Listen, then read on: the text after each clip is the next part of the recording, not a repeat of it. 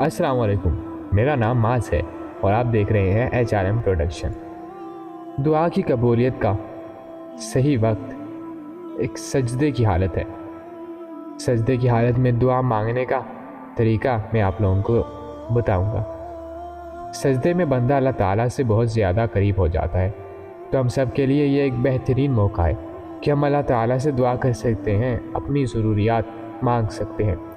حدیث میں آتا ہے کہ بندہ اپنے رب سے سب سے زیادہ قریب سجدے کی حالت میں ہوتا ہے، تو نماز کی حالت میں دوسرا پیشانی اللہ کی بارگاہ میں ٹیکی ہوئی، تو اس وقت جو بھی آپ اللہ سے مانگو تو انشاءاللہ ضرور قبول ہوگی۔ بہت سارے لوگوں کو یہ معلوم نہیں سجدے میں بھی دعا مانگی جا سکتی ہے، لیکن میں آپ کو بتا دوں کہ آپ سجدے میں بھی دعا مانگ سکتے ہیں۔ میں فرض نمازوں کے سجدے کی بات نہیں کر رہا، بلکہ نفل نمازوں میں ہم اللہ تبارک و تعالیٰ سے دعا مانگ سکتے ہیں۔ آپ اللہ سے تعلق بڑھا سکتے ہو۔ اب دعا کیسے مانگتے ہیں؟ تو جیسے آپ باقی نماز پڑھتے ہیں ویسے نماز پڑھیں اور پھر سجدے میں جائیں اور سبحان ربی الاعلیٰ کہنے لگے بعد آپ اپنی لینگویج میں دعا کر سکتے ہیں۔ جو آپ کی جائز تمنائیں ہیں وہ آپ اللہ سے مانگ سکتے ہیں۔ تیرے رب کے پاس تیرے لیے عطاؤں کا سمندر ہے، تمہارے آنسو کا ایک ہی قطرہ اس رب کی رحمت کے سمندر میں شور مچا دیتا ہے، اس چیز کو بھی کھینچ لے آتا ہے جو تمہارے مقدر کا حصہ نہیں ہوتی، کیونکہ جن راستوں کا سفر تکلیف دہ ہو اس کا اختتام ہمیشہ حسین ہوا کرتا ہے۔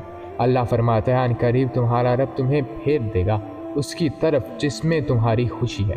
اگر تم تھوڑی سی آزمائش سے ڈر کر اپنا یقین ہار بیٹھ جاؤ گے تو تمہاری دعائیں کیسے قبول ہوں گی؟ قبولیت کا ایک اصول ہے، صبر رکھو، دعا کرو اور معجزوں کو پالو۔ بہت سے لوگوں کو یہ بات معلوم نہیں کہ سجدے میں بھی دعا کر سکتے ہیں، لہٰذا آپ اس ویڈیو کو شیئر کریں۔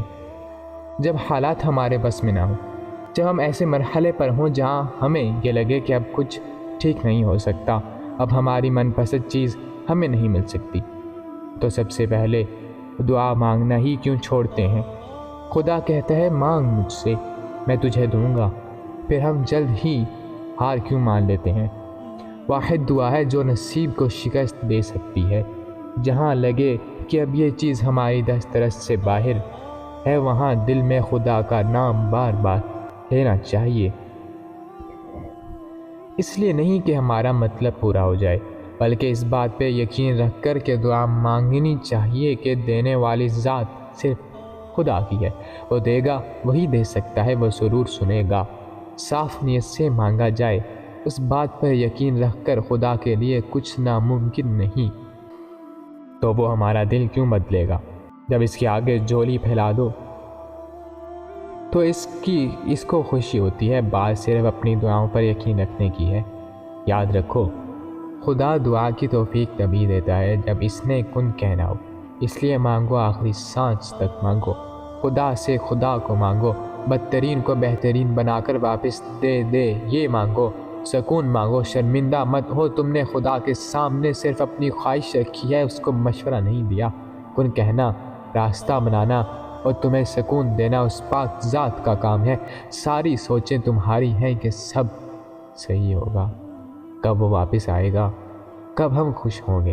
تمہارا کام انتظار کرنا، دعا کرنا اور یقین رکھنا ہے، راستے تو وہ بنائے گا، تم خود کے لیے پریشان مت ہو، بس اندھا یقین رکھو اور عنقریب تمہارا اللہ تمہیں عطا کرے گا کہ تم خوش ہو جاؤ گے۔